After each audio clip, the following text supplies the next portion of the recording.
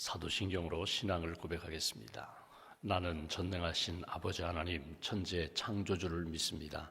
나는 그의 유일하신 아들 우리 주 예수 그리스도를 믿습니다. 그는 성령으로 잉태되어 동정녀 마리아에게서 나시고 본디오 빌라도에게 고난을 받아 십자가에 못 박혀 죽으시고 장사된 지 사흘 만에 죽은 자 가운데서 다시 살아나셨으며 하늘에 오르시어 전능하신 아버지 하나님 우편에 앉아 계시다가 거기로부터 살아있는 자와 죽은 자를 심판하러 오십니다. 나는 성령을 믿으며 거룩한 공교회와 성도의 교제와 죄를 용서받는 것과 몸의 부활과 영생을 믿습니다. 아멘. 찬송가 438장 찬송하겠습니다. 438장입니다.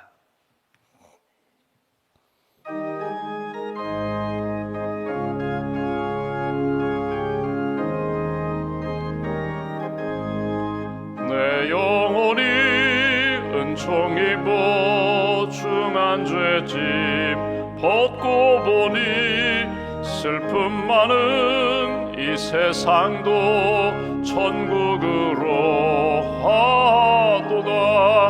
할렐루야 찬양하세. 내 모든 죄 사함받고 주 예수와 동행하니 그 어디나 하늘나라.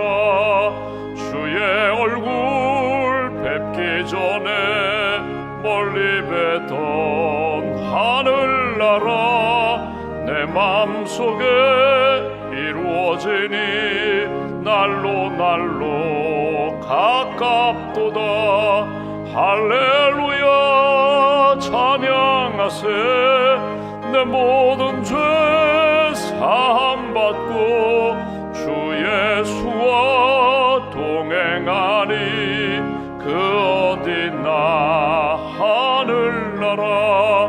높은 산이 거친 들이 조막이나 궁궐이나 내 주 예수 모신 곳이 그 어디나 하늘나라.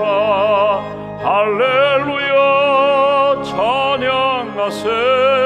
내 모든 죄 사함받고 주 예수와 동행하니 그 어디나 하늘. 3절입니다. 높은 산이 거친 들이 초막이나 궁궐이나 내 주 예수 모신 곳이 그 어디나 하늘나라. 할렐루야 찬양하세. 내 모든 죄 사함받고 주 예수와 동행하니 그 어디나 하늘나라. 기도하겠습니다.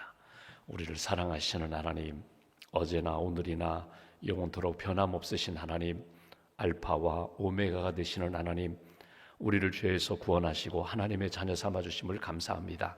과거에 묶이고 매여 있는 인생이 아니라 오늘 우리와 함께 하시는 주님 의지하며 주님 바라보며 미래의 가장 선한 일로 여호와 이레로 준비하시고 이끌어 주시는 하나님, 그 주님의 손께 붙들림 받으어 믿음의 길, 선한 길, 하나님 기뻐하시는 생명길 걸어갈 수 있도록 은총 주셔서 감사합니다. 지난밤에도 평안 주시고 단잠 주시고 이른 아침 깨우셨사오니 기도하며 오늘 하루를 주님께 맡깁니다. 한 주간의 우리의 삶의 여정을 주님께 모두 맡기고 의지하며 믿음으로 걷기를 소망합니다. 하나님 때마다 말씀과 성령으로 이끌어 주시고 하나님 기뻐하시는 길, 주님께 영광 돌리는 그런 삶 살아갈 수 있도록 주님 함께하여 주시옵소서. 구하라 찾으라 두드리라 그러면 열어주신다고, 만나주신다고, 해결해 주신다고 주님이 약속하셨는데 이 아침에도 주님의 가슴을 두드리며 기도하는 모든 분들 성령의 단비를 부어주시고 말씀의 지혜를 더하여 주시고 또 여호수아에게 주셨던 담대함, 평안 주셔서 주님 의지하며 하나님 기뻐하시는 길, 기도 응답받고 말씀을 의지하여 살아가는 복된 심령들로 주님 지켜 주시옵소서. 복음을 전하다가 또 위로하다가 권면하다가 하나님의 말씀에 순종하며 살다가 때로는 지치고 낙심되고 실망할 때가 많이 있습니다.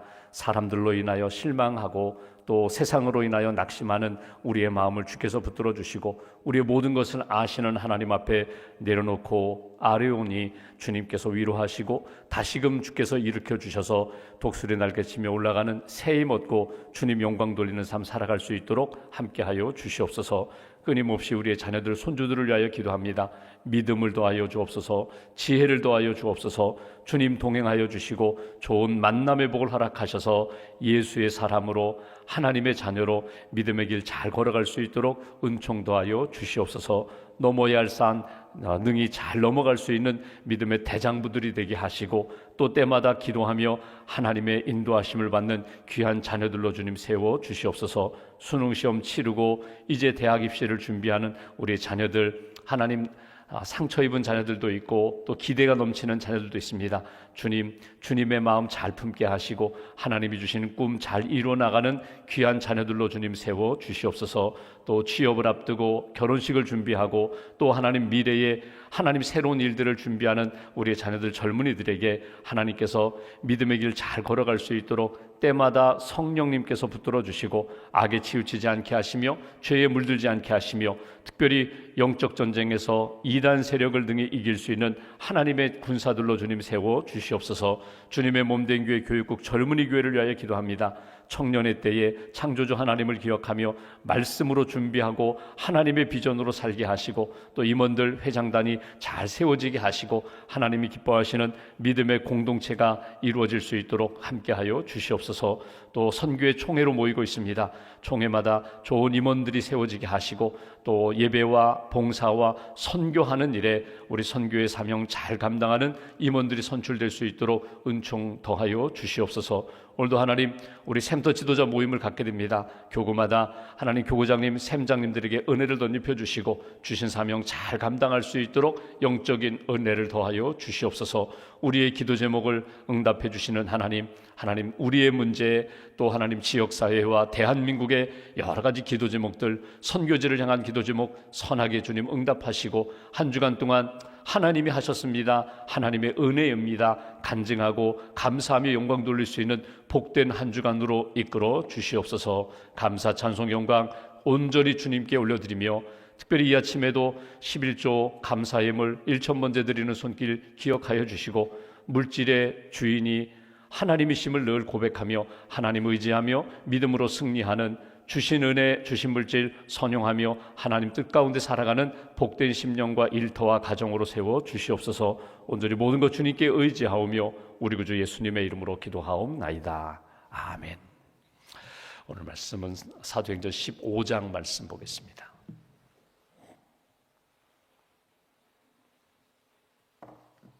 사도행전 15장 1절부터 11절까지 말씀 15장 1절부터 11절까지 함께 묵독하겠습니다. 어떤 사람들이 유대로부터 내려와서 형제들을 가르치되 너희가 모세의 법대로 할례를 받지 아니하면 능히 구원을 받지 못하리라 하니 바울 및 바나바와 그들 사이에 적지 아니한 다툼과 변론이 일어난지라. 형제들이 이 문제에 대하여 바울과 바나바와 및 그 중에 몇 사람을 예루살렘에 있는 사도와 장로들에게 보내기로 작정하니라. 그들이 교회의 전송을 받고 베니게와 사마리아로 다니며 이방인들이 주께 돌아온 일을 말하여 형제들을 다 크게 기쁘게 하더라. 예루살렘에 이르러 교회와 사도와 장로들에게 영접을 받고 하나님이 자기들과 함께 계셔 행하신 모든 일을 말하며 바리새파 중에 어떤 믿는 사람들이 일어나 말하되 이방인에게 할례를 행하고 모세의 율법을 지키라 명하는 것이 마땅하다 하니라. 사도와 장로들이 이 일을 의논하러 모여 많은 변론이 있은 후에 베드로가 일어나 말하되 형제들아 너희도 알거니와 하나님이 이방인들로 내 입에서 복음의 말씀을 들어 믿게 하시려고 오래전부터 너희 가운데서 나를 택하시고 또 마음을 아시는 하나님이 우리에게와 같이 그들에게도 성령을 주어 증언하시고 믿음으로 그들의 마음을 깨끗이 하사 그들이나 우리나 차별하지 아니하셨느니라. 그런데 지금 너희가 어찌하여 하나님을 시험하여 우리 조상과 우리도 능히 매지 못하던 멍에를 제자들의 목에 두려느냐. 그러나 우리는 그들이 우리와 동일하게 주 예수의 은혜로 구원받는 줄을 믿노라 하니라. 아멘.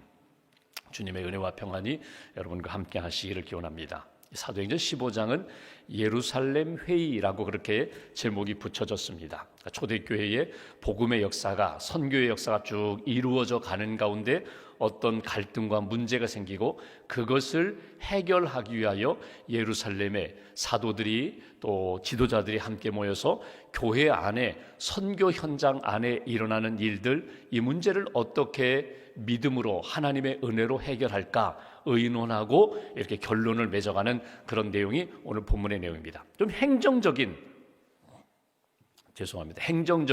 그런 일도 나타나고 또 교회 안에 오늘도 마찬가지입니다. 제도적인 교회 안에, 공동체 안에 어떤 어려운 문제가 생겼을 때에 이 이야기도 옳고 저 이야기도 옳고 다 옳은 것 같아요. 그러나 하나님의 뜻이 무엇인지, 하나님의 마음이 무엇인지를 찾아가는 그 과정, 그리고 하나님의 마음을 붙잡고 믿음으로 결정하고 선택하고 결단하는 그런 모습을 신앙적 교훈으로 얻을 수 있는 말씀이 오늘 본문의 내용입니다.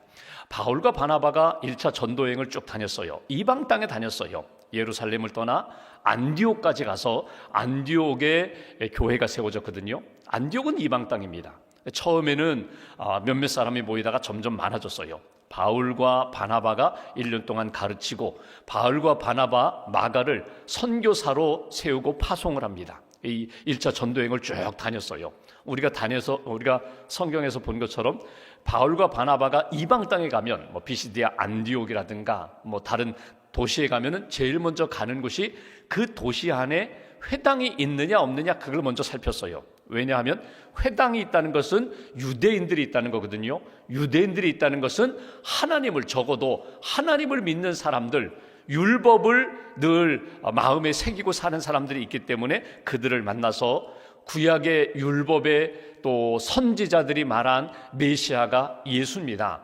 하나님에 대하여 더 이상 소개할 필요는 없어요. 왜? 알고 있기 때문에. 창조주 하나님, 말씀을 주신 하나님, 우리를 구원하시고 사랑하시는 하나님, 대전제가 있기 때문에 그들에게 플러스 알파 예수님의 복음만 전하면 돼요. 그렇게 해서 그 이방 땅에 유대인들 가운데 예수 믿는 사람들이 생기는 그런 모습이 있고, 또 어떤 도시는 루스드라 같은 도시에 가면은 거기에는 회당이 없었는지 그냥 장애인을 만나 고쳐주면서 하나님의 역사, 예수 그리스도의 복음에 대한 열매를 맺게 하는 그런 일들이 나타났습니다. 그런데 이렇게 복음의 역사가 이방 땅에 점점 퍼지게 되니까 어떤 문제가 생겼는가 하면, 처음에는 유대인들이 다수였어요.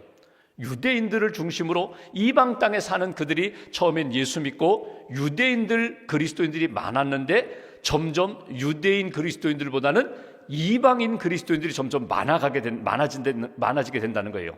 그러니까 어떤 문제가 생기는가 하면, 과거 나는 유대인이야, 나는 유대인으로서 이미 할례도 받았어, 절기도 지켜, 나는 창조주 하나님을 믿지만 율법도 선지자도 지혜서도 나는 믿고 있어. 그런 사람이 있는가 하면, 어떤 사람은 나는 유대교 배경이 없어요, 나는 다른 신을 섬겼어요, 우상을 섬겼어요. 그러다가 예수님을 믿고 나는 구원받아 하나님의 백성이야, 율법 잘 몰라요, 절기 지키는 것도 잘 몰라요, 할례도 받지 않았어요.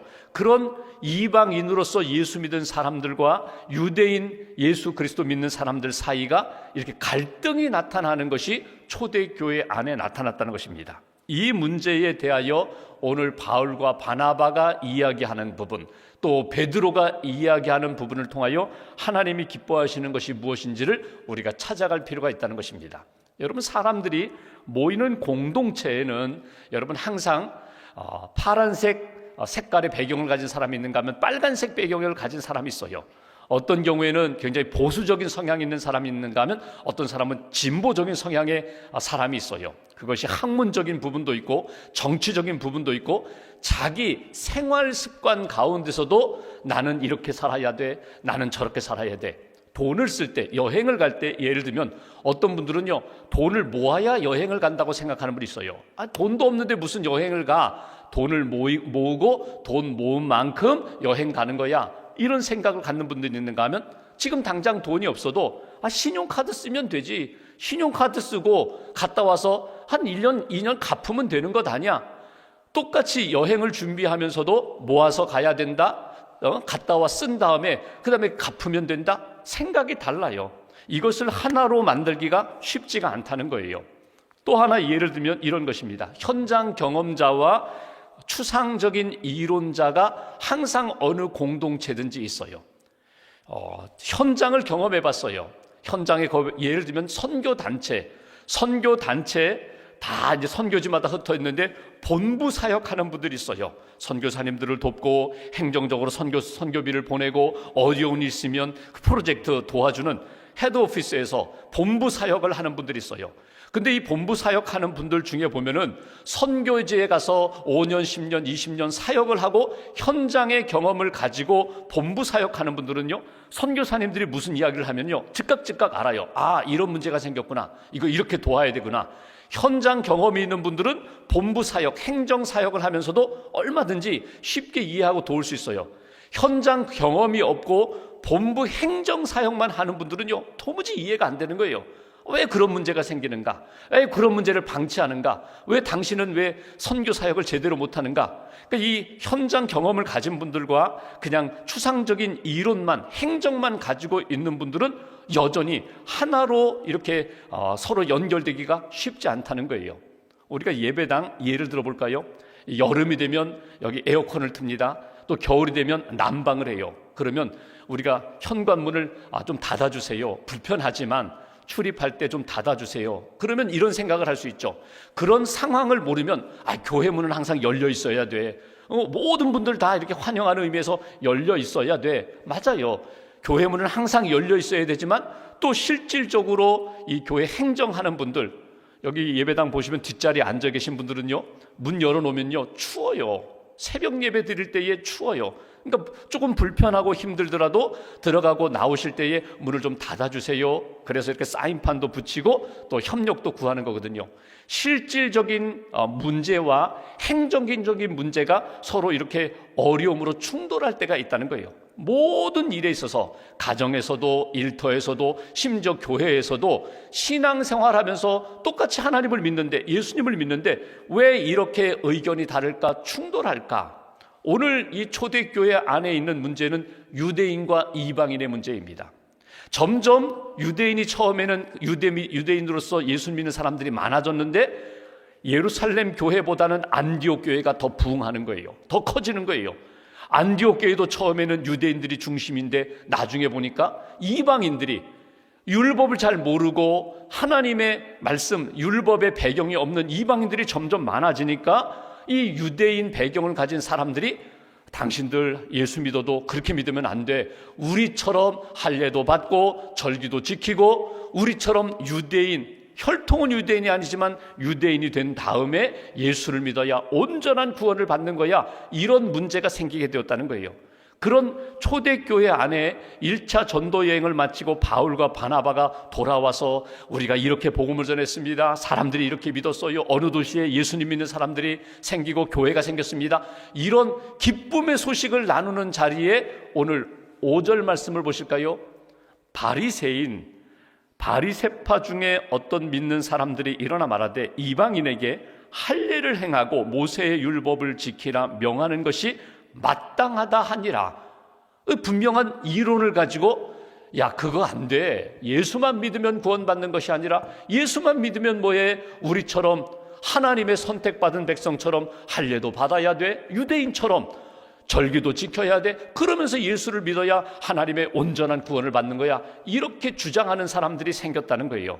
그래서 이 문제를 해결하기 위하여 바울과 바나바를 예루살렘으로 부르게 됩니다. 그리고 예루살렘 교회에서 지도자들이 이 문제 가지고 그렇다면 어떻게 이 문제를 처리할까? 정말 우리가 전도하고 열심히 선교하는데 그들 다 할례를 받으라고 해야 되나? 율법을 지키라고 해야 되나? 절기 안식일이라든가 또는 뭐 유월절이라든가 이런 절기를 다 지켜야 온전한 하나님의 백성이라고 이렇게 기준을 정해야 되나, 이런 문제가 초대교회 안에 등장하게 되었다는 것입니다. 여러분, 이것은 우리 교회 안에도 일어나는 문제예요. 오랜 신앙 전통을 가지고 나는 모태신앙입니다, 나는 이 교회에서 태어났어요, 나는 30년, 40년, 50년 나는 이 교회의 주인과 같은 모든 역사를 알고 있는 사람입니다. 그런데 이 도시에 잠깐 방문한 사람이 우리 교회에 와서 이러쿵저러쿵 이야기하지 마세요, 우리 교회 등록했으면 우리 교회 전통을 따라야 합니다, 뭐 이런 오랫동안 신앙생활 하시고 이 교회에 헌신하신 분들과 처음 교회에 온 분들과의 갈등이 나타날 수가 있다는 거예요. 여러분, 이 문제에 대하여 유대인이다, 이방인이다, 또는 실질적인 경험이 있는 분들이다, 헌신도 안 한 분들이다, 이런 갈등이 있을 때 이 문제를 어떻게 해결할까?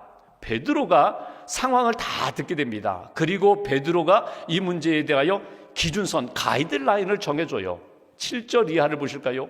베드로의 이렇게 고백을 보게 됩니다. 많은 변론이 있은 후에 이렇습니다, 저렇습니다, 이렇게 해야 합니다, 저렇게 해야 합니다 할 때에 베드로가 일어나 말하되, 형제들아, 너희도 알거니와 하나님이 이방인들로 내 입에서 복음의 말씀을 들어 믿게 하시려고 오래전부터 너희 가운데서 나를 택하시고, 하나님이 나를 택하셨다. 무엇을 위하여? 구원을 위하여, 전도를 위하여. 그런데 처음에 베드로는요, 이 유대인들만을 위해서 복음을 전하고 양육하는 것에 집중했어요. 그런데 우리가 10장에서 본 것처럼 고넬료에게 복음을 전했던 사건을 경험하게 됩니다. 베드로가 그 사건을 경험하면서 깨달은 것이 있어요. 하나님이 이방인들도 구원하려고 나를 택하셨구나, 내게 환상을 주셨고 말씀을 주셨고, 내가 가서 말씀을 전할 때 고넬료와 그의 가족이 성령 받는 것을 경험했거든요. 우리가 마가의 다락방에서 기도할 때 성령 받은 것과 똑같이 이방인들도 성령 받는 모습을 보게 됩니다. 세례를 베풀었어요. 성령 세례, 물 세례를 베풀고 그들도 하나님의 백성이 되는 것을 경험했거든요. 그래서 베드로가 자신 있게 이야기합니다. 하나님이 나를 선택하신 것은 유대인들만을 위하여 나를 선택하신 것이 아니라 이방인들에게도 복음 전하라고 나를 선택하신 줄 내가 알았습니다. 8절, 또 마음을 아시는 하나님이 우리에게와 같이 그들에게도 이방인들에게도 성령을 주어 증언하게 하시고 믿음으로 그들의 마음을 깨끗이 하사 그들이나 우리나 차별하지 아니하셨느니라. 차별 없이 믿음 안에서 구원은 누구든지 차별 없이 받는 것이라고 나는 확신한다. 이것이 오늘 베드로의 고백이면서 기준이에요. 여러분, 베드로가 가지고 있는 이 말은요, 이렇게 바꿀 수 있어요. 오늘 말씀의 가장 중요한 결론은 우리가 구원받는 것은, 하나님의 자녀가 되는 것은 구약의 아브라함의 후손으로서 선택받은 백성입니다. 예수님 오시기 전에는 말씀으로, 율법으로, 또 하나님이 주신 계명을 지키면서 어떻게든지 선한 역사로 하나님 뜻대로 살고자 했는데, 예수님의 십자가의 보혈, 그 은총을 받은 이후에 우리는 은혜로 구원받는, 믿음으로 구원받는 사람들이지, 율법을 행하고 지킴으로, 절기를 지킴으로, 안식일을 지킴으로 구원받는 사람들이 아닙니다.